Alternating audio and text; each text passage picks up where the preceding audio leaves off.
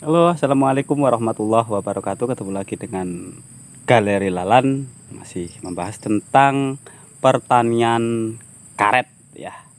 Eh, oke, kesempatan video kali ini saya akan merespon pertanyaan dari Mas Ansar Lubis ya. Kemarin Mas Ansar Lubis berkomentar dan bertanya ya tentang apa sih Mas perbedaannya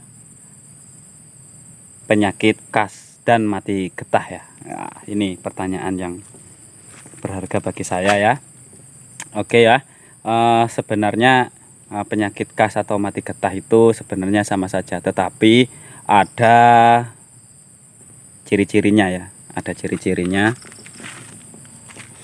Ciri-ciri untuk kas, penyakit kas ya.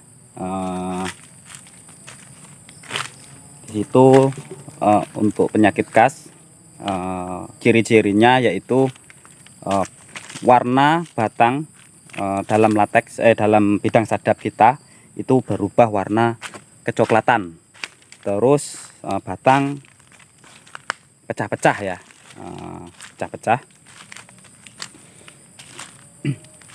Jadi perbedaannya itu penyakit kas dan penyakit mati kulit itu sebenarnya sama saja ya. Kalau artikel yang pernah saya baca ya, saya selalu membaca artikel ilmu di perkebunan karet yang saya baca terus ya. Jadi terkenanya penyakit kas ini satu Mas ya, seringnya melakukan penyadapan setiap hari dengan menggunakan obat perangsang getah. Sama saja ya, untuk yang mati getah itu juga sama saja. Kebanyakan petani karet di Indonesia tempat kita ini banyaknya melakukan penyadapan setiap hari. Pernah saya melakukan penyadapan setiap hari itu saya coba 2 minggu ya. Itu pernah saya coba setiap hari saya melakukannya. Itu keluar getahnya itu sama saja ya, dari yang 2 hari sekali, 3 hari sekali saya sadap itu keluarnya sama saja.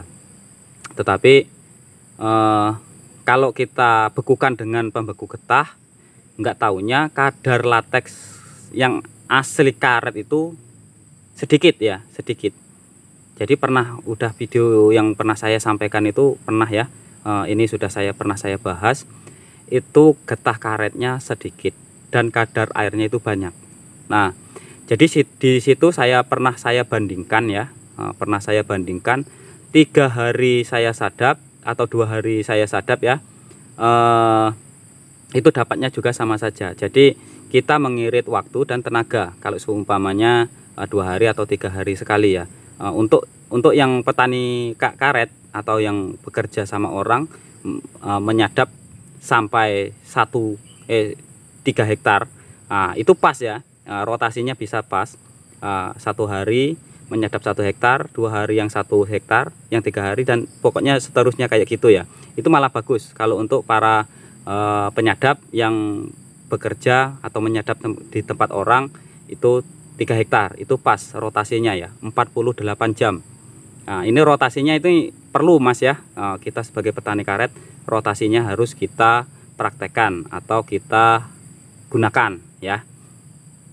Jadi seperti itu aja lah ya, karena penyakit kas itu sebenarnya dinamai orang dari penyuluhan, disebutnya kas keringnya alur sadap.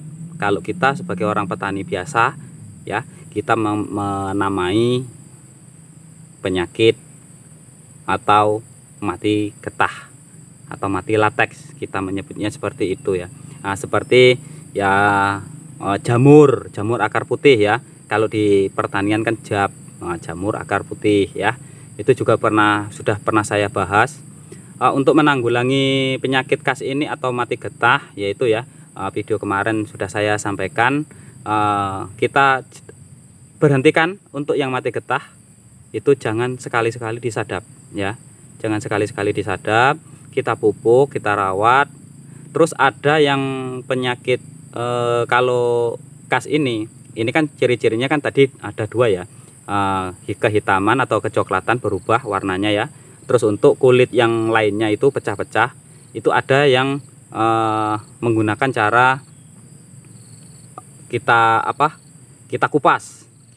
Jangan sampai ke kulit, jangan sampai ke tulang ya. Kita kupas, terus kita memakai pemolesan biofon ya, pemolesan biofon. Terus jangan disadap, itu ada yang cara seperti itu ada. Terus kalau seumpamanya saya biasanya nggak saya kupas kulitnya.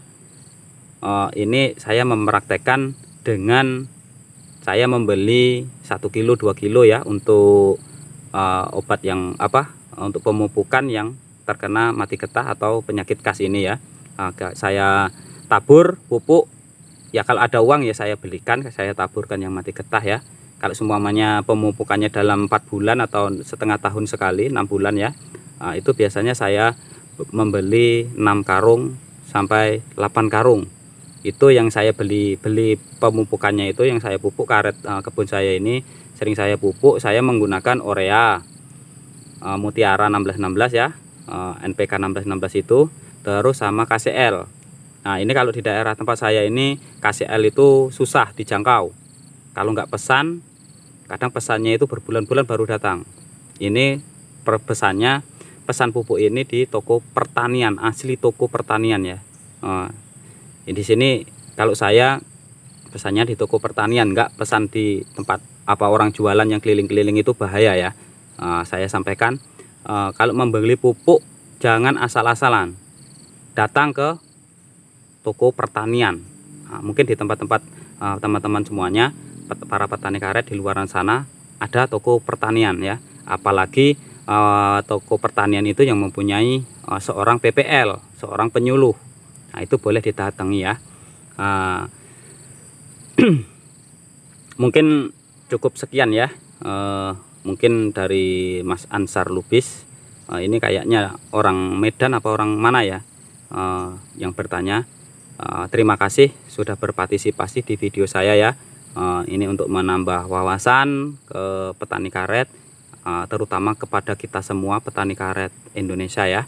Mudah-mudahan petani karet Indonesia, terutama tempat kita ya, mudah-mudahan harga karet cepat naik dan ekonomi kita semakin membaik. Mudah-mudahan para pemerintah kita mendengarkan apa keluhan para petani karet ya. Mudah-mudahan tetap bersabar, jangan ditebang karetnya ya. Saya berpesan jangan ditebang. Nanti kalau ditebang suatu saat kita nggak tahu ya, harga karet itu nanti 1 tahun lagi, 2 tahun lagi, atau 5 tahun lagi harga karet kita bisa naik melambung tinggi atau 15.000 atau 20.000, kita nggak tahu ya. Namanya kemajuan zaman, kita nggak tahu. Jadi saya berpesan, yang masih mempunyai karet, yang masih produktif, jangan ditebang, jangan beralih. Kalau semuanya memang Anda memang ingin beralih ke kebun lain, ya monggo silahkan. Tetapi kalau ini kemarin ada yang bertanya ya, untuk di komentar saya di video kemarin itu ada yang berkomentar, tebang saja karetnya. Enggak, stop. Kalau untuk saya pribadi, prinsip saya, apa yang sudah saya tanam, saya tidak akan menebang karet. Kalau seumpamanya harga kelapa saat ini anjlok, ya saya tidak akan menebang, biarkan. Suatu saat pasti akan naik. Namanya ilmu perekonomian itu ada naik turunnya harga. Nggak mungkin harga sawit itu selalu melambung tinggi, itu nggak mungkin. Ya, saya sampaikan karena suatu saat, buktikan omongan saya, 5 tahun kemudian atau 10 tahun kemudian, Cina itu sudah memiliki 1 juta hektar kebun sawit ya. Ini artikel yang sudah saya baca ya, untuk berita-berita yang sudah saya lihat. Jadi untuk para petani karet, jangan sekali-sekali menebang karet ya. Kalau seumpamanya karet Anda sudah banyak yang mati getah, banyak yang sudah tua, monggo silakan ya. Ini untuk karet yang masih produktif. Ya kita kalau sebagai orang petani ini apa saja harus punya, pengen maunya kita sebagai seorang petani ya apapun punya, sawit punya, karet punya, kelapa punya, ya namanya sifatnya manusia itu sifatnya kekurangan, sudah diberi lebih pengen yang lebih tinggi lagi. Oke.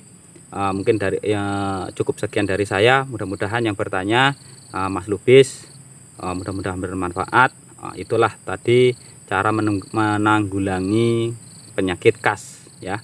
Jangan disadap, rawat, pupuk, bersihkan gulmanya. Ini saya beritahukan kembali, ini butuh waktu cukup yang lama kalau untuk karet yang sudah mati getah atau kering alur sadap. Oke, cukup sekian dari saya akhiri, wabillahi taufik wal hidayah. Wassalamualaikum warahmatullahi wabarakatuh.